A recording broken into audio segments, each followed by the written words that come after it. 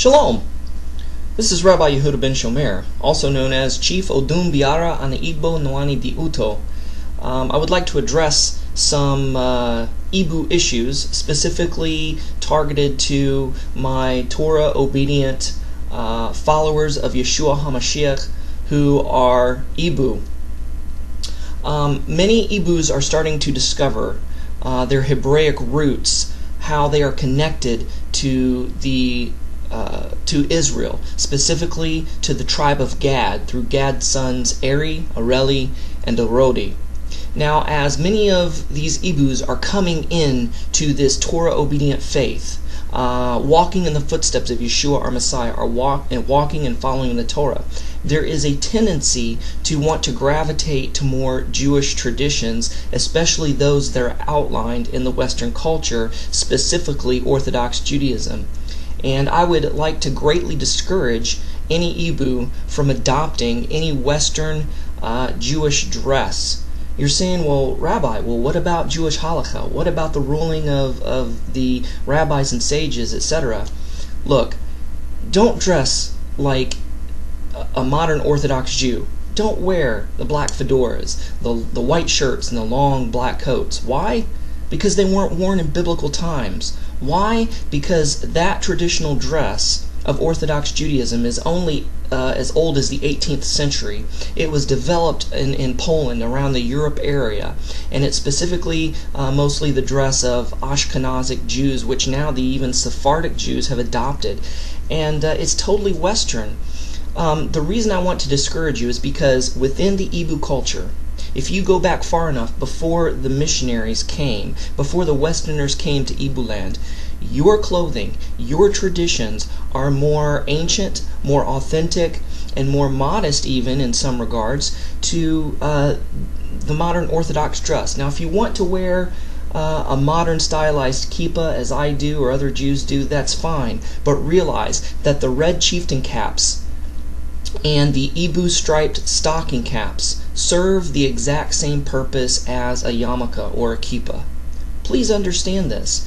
And the Igbo stocking cap is uncannily very much like the Breslov stocking cap that Rebbe Nachman wore. Not only that, but if you go back far enough into the Igbo dress and culture, the Igbos wore a talit, like a prayer shawl, around their shoulders. It had the fringes. The only thing it didn't have was the tzitzit itself. The tzitzit were missing. When they wrapped themselves in the big wraps, they were white sheets with black stripes, looking very much like a talit gadol, like a large talit.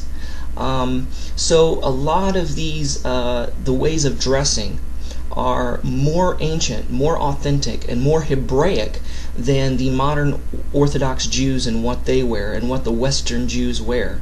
There's no need to adopt the Western style of culture. You go back to your culture.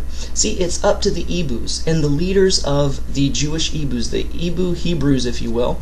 It's up to the leaders to start forging ahead and developing halakha and coming back to the Hebraic roots of the faith. Is not about changing Igbo culture. It's about restoring Igbo culture, bringing Igbo culture a restoration, not changing it and morphing it into something else. Chukwu Abiyama, the God of Abraham, has called you to be Igbo Hebrews. He called you to be that tribe of Gad. He didn't call you to be Ashkenazic. He didn't call you to be Sephardic. He didn't call you to be Karaite. He didn't call you to be whatever else. He wants you to be Hebrews on your own terms, and to develop your own halakha. As I said, I can't stress enough, it's not about converting or evangelizing or changing the Igbo culture. It's about restoring the Igbo culture. I remember when I was in Igbo land in August of 2010, the Igbo cantor came up to me and said, "Rabbi, please teach me to chant Hebrew like you do." I said, "No." He said, "Rabbi," I could see he was hurt. He says, "Rabbi, but why?" I said, "You already know Hebrew. You don't need me to teach you how to chant it. I would ruin it. I would butcher it for you. I've heard you chant the Hebrew, and I've heard the African accent and the African flair and the Igbo flavor that you have placed upon the Hebrew.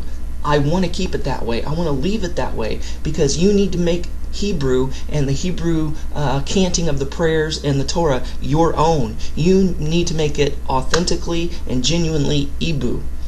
You don't need to make it Western. You don't need to do it like the Orthodox do. The Orthodox are not the authoritative voice on halakha and Judaism. As I said before, your traditional ways, if you go back far enough before the Westerners came, the way you dressed, etc., is more Hebraic and more authentic than the modern Orthodox Jews of today. So I wanted to encourage my Igbo viewers in this regards to work on restoring, not changing, not morphing, not perverting, but restoring the Igbo culture and getting back to the Hebraic roots of that Igbo culture. Thanks so much for watching. Shalom and Shavua Tov. Bye-bye.